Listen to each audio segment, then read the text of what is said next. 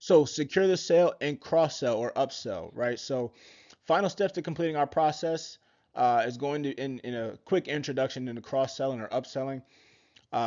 This is the best time to actually sell someone another product is when they're already buying. So one of my favorite parts of this product, something I picked up on when I was working for someone who owned their own door-to-door company, which was I thought was really cool. He created his own product and went door-to-door selling it, and taught me a lot about sales from that. So, Chris, I'm grateful for you, my man.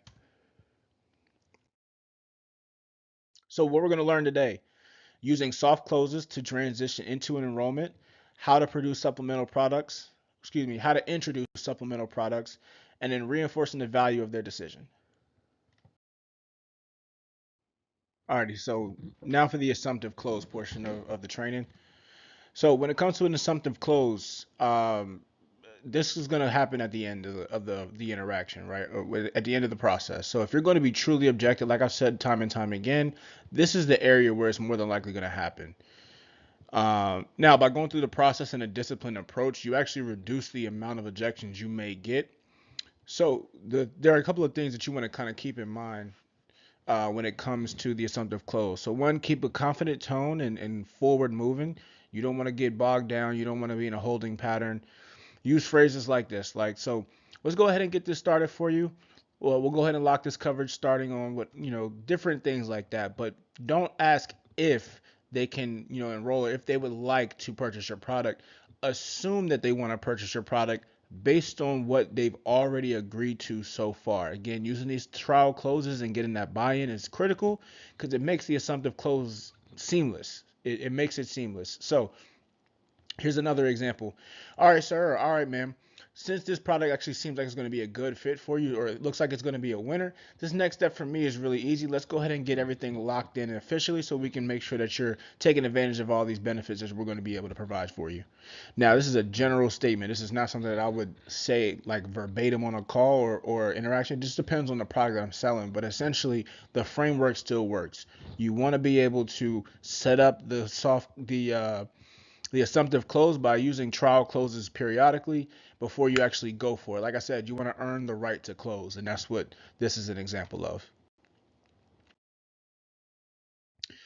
So, for the assumptive close, why it works, again, if you've lined your process up perfectly, this part of the process should be pretty smooth and not make everything such a pressured sale. Like, I think that's where a lot of people also kind of get into their head when it comes to closing, is because they want the client to say yes, but don't assume that they want it and just move that way. The big thing is to treat it like a natural next step.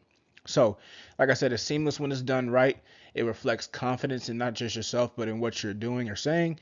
It shows you believe in the product and that it's right for the client. Like you took their needs into consideration. And again, just make this part of the process feel pretty natural. So, put a bow in the sale. So buyer's remorse is a real thing, and I think it's really, really important in any sale that there is some kind of process at the end that puts a bow in everything in a positive way, so that the client is at ease after making the decision. So when I was selling alarms, right, when I was really, really getting into the nitty gritty of it, what I learned is we try to do same day installs. And the problem is that is we had a select team of techs. And so once the sale is actually done, that doesn't mean the tech is like waiting outside. So we used to have to find ways to button up the sale and not make it weird if we leave and then the tech shows up, because then that can mess up the sale. You're already in the home. So what we used to do when we were selling alarms is like, let's find a place where we could put this panel, that way when the tech comes it's all pretty seamless, right? But that's the baton, after, like, I'm passing the baton to the tech once they get there and they take care of everything else. For insurance sales, it's very, very similar. There's a wrap up process that typically takes place once the sale has been solidified. So summarize some of the things that you accomplish on the call and ensure to them that they're in good hands. Provide them any phone numbers in case they need any assistance, but make them feel a part of the family. That's essentially what you want to do here. Make them feel part of the family. So use positive reinforcement, like, hey, you've made a great decision.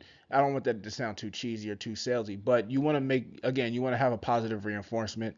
Some couple key details, right? So, last but not least, how to upsell. One thing I learned in my journey is this: the best time to sell someone is when they just bought or is in the process of buying something. So they're already in a buying state of mind. But the issue is a lot of agents or a lot of salespeople just choose not to do it. So for me, the most important thing to do is just to offer something. The technique on how you do it can be improved, but you have to actually give the effort in pitching it for it to make sense. So use what share what they shared to introduce the relevant add-ons, right? So for insurance, for example, hospital indemnity is a great way to fill some of the major gaps in the advantage plans that people have. So that if the client is hospitalized or goes to the emergency room, they have more protection instead of being so vulnerable to those copays. Dental, vision, and hearing is something that a lot of Medicare Advantage clients have in their plans, but the thing that can separate is, since a lot of those coverages, may not cover private dentists, so getting additional coverage for dental or vision could be a great way to really help build value on why they should get it. So just like before, you want to have a foundation for your product knowledge, just to be able to sell any additional products. So that way you can speak a little more confidently about it, and then be able to build value in the product and also handle any objections that may arise. So here are some examples on sharing the relevant information or add-ons. Again, this is dental, vision, hearing stuff we just covered.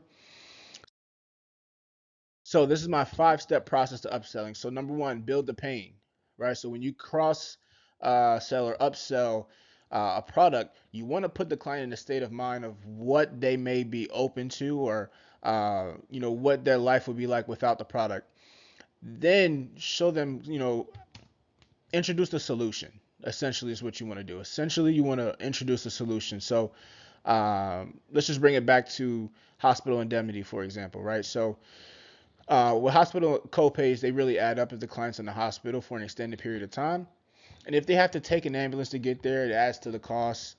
So now what happens if they're in there for 6 months and hospitalized, or they're out for 6 months and have to go back?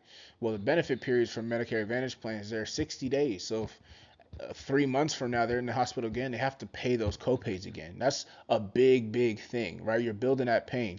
So now you want to introduce the solution. So because many seniors have a chance of being hospitalized the older that they get, there's a great solution out there called hospital indemnity that a lot of people actually don't know about. And what they do is really simple, right? So they will send you personally a check in the mail in the event that you're hospitalized, and it'll cover your hospital charges.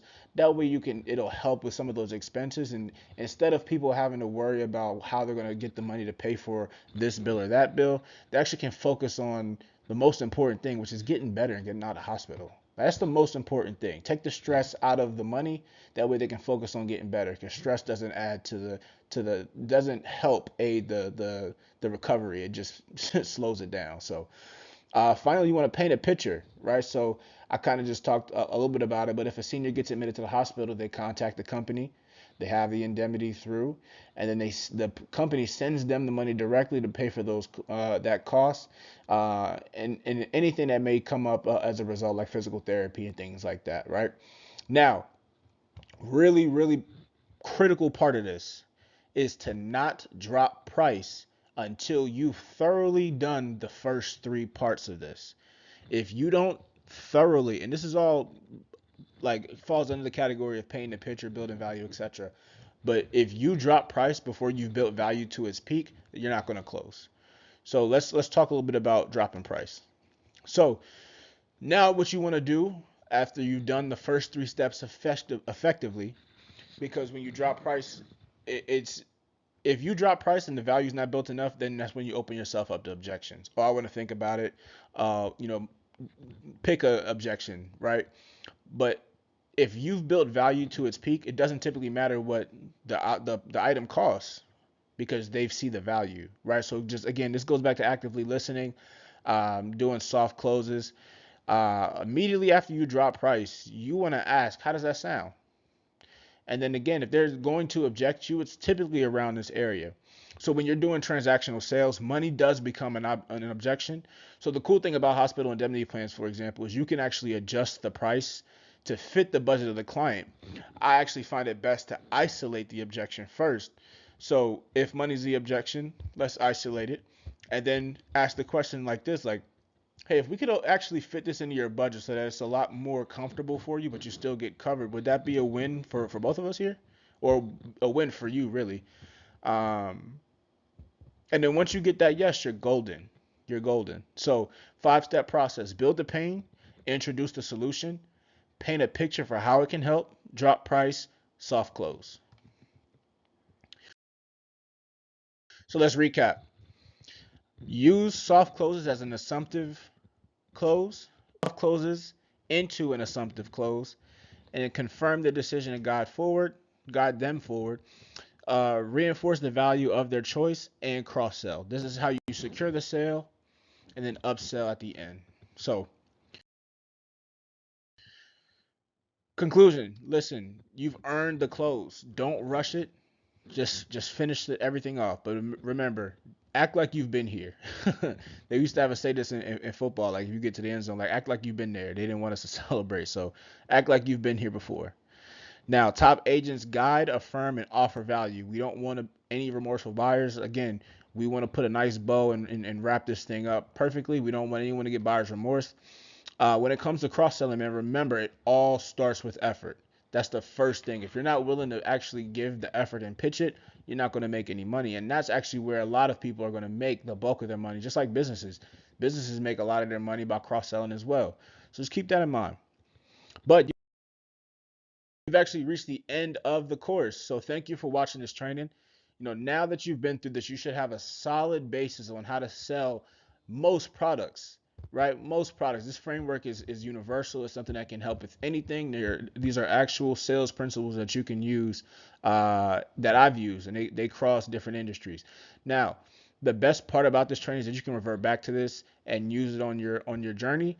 So again, I'll wrap up this training with this, right? Remember your greeting, evaluate those needs, navigate your product selection like an expert, illustrate the value of your product, make sure that you overcome objections effectively, and don't forget to upsell. My name is Eric Gravely. Thank you guys for watching.